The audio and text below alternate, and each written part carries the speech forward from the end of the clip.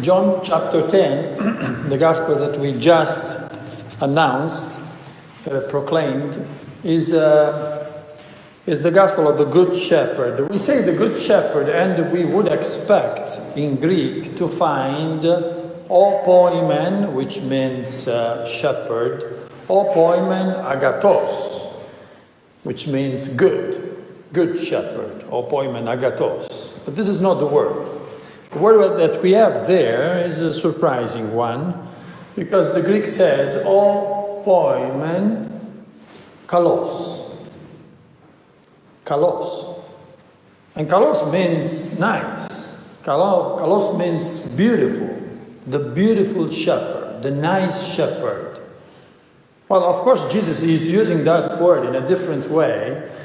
The usual way that we use the word is not the one that Jesus is using, because we usually refer to the exterior beauty.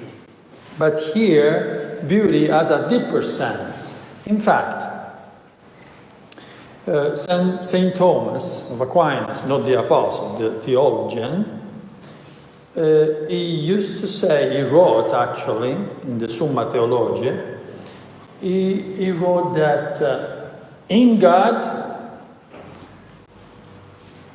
what is beautiful, what is right, and what is good, they are the same thing. Convertuntur in unum, this is the words that he used in Latin. So they are one thing in God. You cannot distinguish really what is beautiful, what is good, and what is right in God. It's the same thing. Because the beauty of God is His righteousness, His goodness, His beauty. We are in a contest, we said that at the beginning, that Jesus is giving back sight to a man. There is there somebody who was blind from when he was born. He was born blind. And really, I think that we cannot understand what sight is better than someone who never saw, and then all of a sudden starts seeing. So he can really tell the difference, because for us it's normal. You see all the time. So you don't see the good of your sight, what it really means to be able to see. And nevertheless, we are still blind. Why are we blind? Because we cannot see God.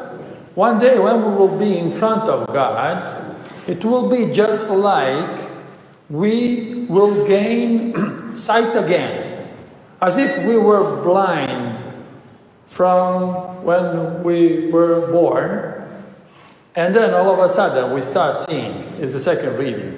John, in his letter, he says that one day we will see God just like He is. And when you will see that, you will understand what beauty is. Sometimes we make fun of people, mostly men, that likes women, right? Okay. So we make jokes, this guy, he likes women, he always watching women. It's not really watching women, it's looking for beauty. And beauty comes from God. And God scatters that beauty in His creatures, not only men and women, but also in the creation. Sometimes we are in awe because we see the sun, because you see the trees, because you see a green valley, you see a flower, and you are in awe because you are seeing a part of the beauty of God. So that beauty is the thing that we tend to. We are all people looking for beauty, all of us. But what image do I have of God? Because we are talking here of the Good Shepherd, right? So Who is for me this good shepherd? We say that God created us at His image.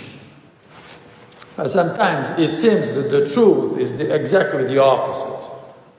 It seems that it's us who create the idea, the image of God, according to my idea of God, which is the God that I would be if I were God. Think about it. Some of us have an image of God that is the God judge, you know? I will go in front of God and He will punish me for my sins.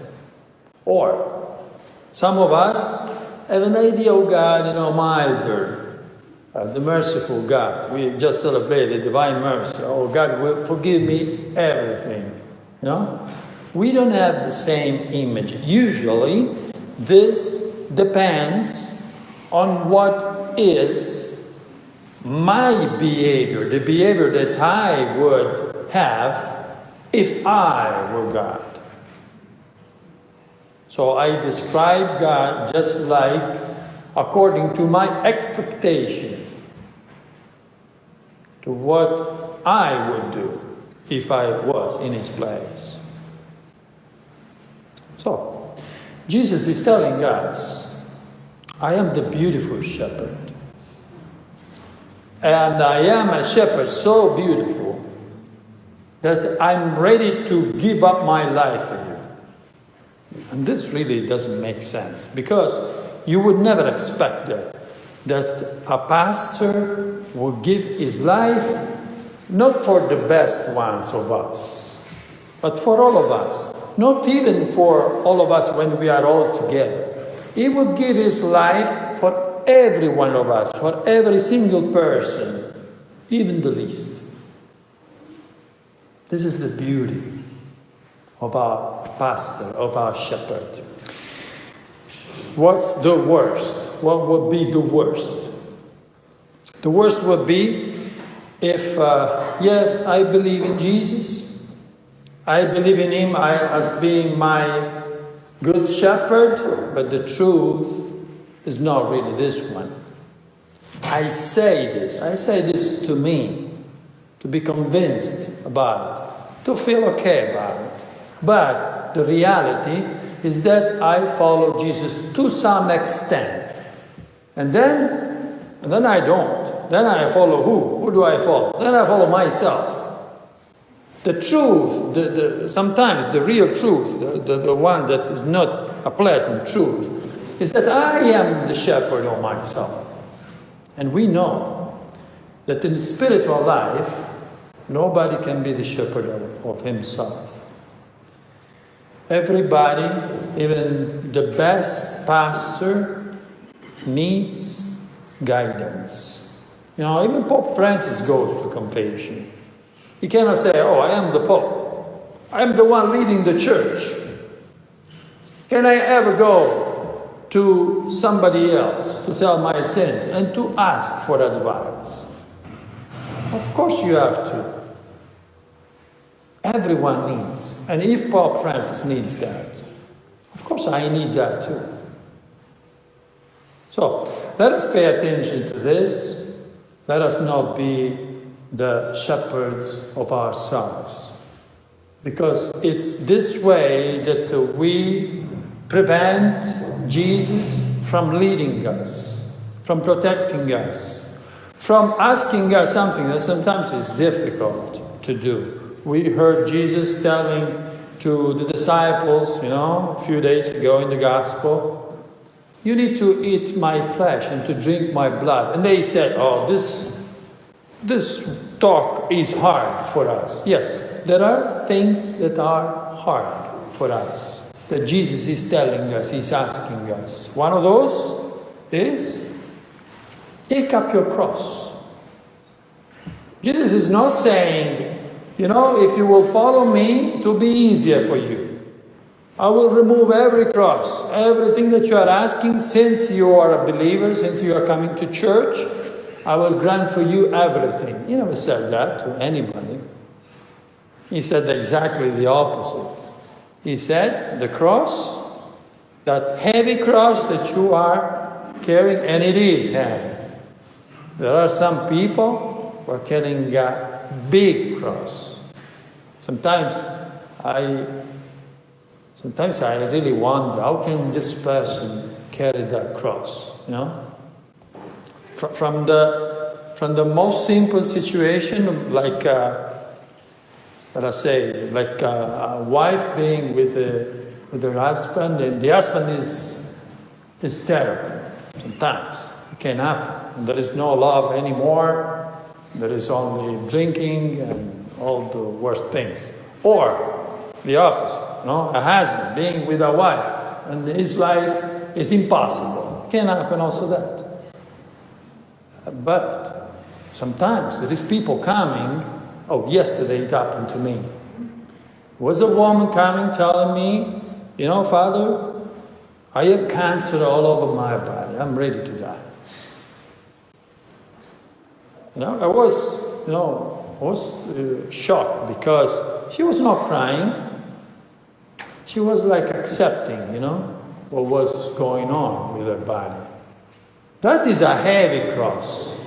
Are you able to take that cross and put on your shoulder? Jesus is asking that from us. And that is to let Him be our shepherd. Because, you know, when I am my shepherd,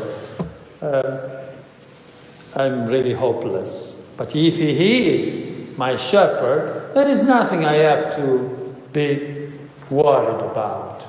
Because He will take care of everything.